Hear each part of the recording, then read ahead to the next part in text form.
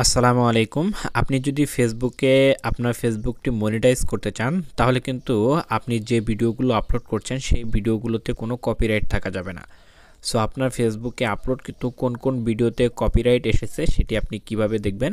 আজকের এই ভিডিওতে আমি A to Z আপনাকে দেখিয়ে দেব। সো ভিডিওটি সম্পূর্ণ কন্টিনিউ করুন।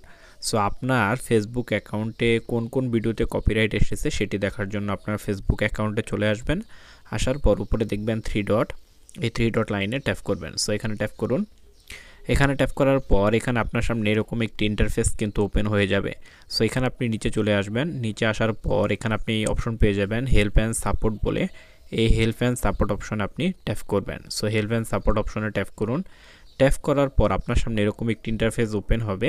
এখানে আপনি একটি অপশন পেয়ে যাবেন support inbox. So support inbox এই অপশনটিতে আপনি ট্যাপ করবেন। সো এই অপশনটিতে ট্যাপ করুন।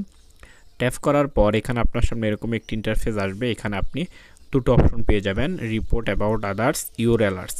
সো ইউর অ্যালার্টস এই অপশনটি দেখতে পাচ্ছেন, এই অপশনটিতে আপনি ট্যাপ করবেন। সো এই অপশনটিতে ট্যাপ করুন।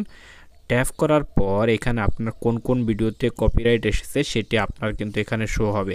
দেখুন এখানে আমার দুটো ভিডিওতে কপিরাইট এসেছে, আমি অন্যের ভিডিও আপলোড করেছিলাম। এই যে একটি, এই যে দুইটি। যদি আপনার আরও কোনো ভিডিওতে কপিরাইট এসে থাকে, আপনার ফেসবুক অ্যাকাউন্টে যত ভিডিওতে কপিরাইট এসেছে সবগুলোই কিন্তু এখানে শো হবে। এই যে দেখতে পাচ্ছেন খালি বক্স, এই খালি বক্সের এখানে কিন্তু শো হবে।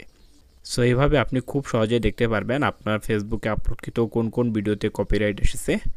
এই ছিল আজকের ভিডিওটি কেমন লাগলো অবশ্যই কমেন্ট বক্সে কমেন্ট করে জানিয়ে এরকম ভিডিও সবার আগে পেতে চ্যানেলটি সাবস্ক্রাইব করে পাশে থাকবেন।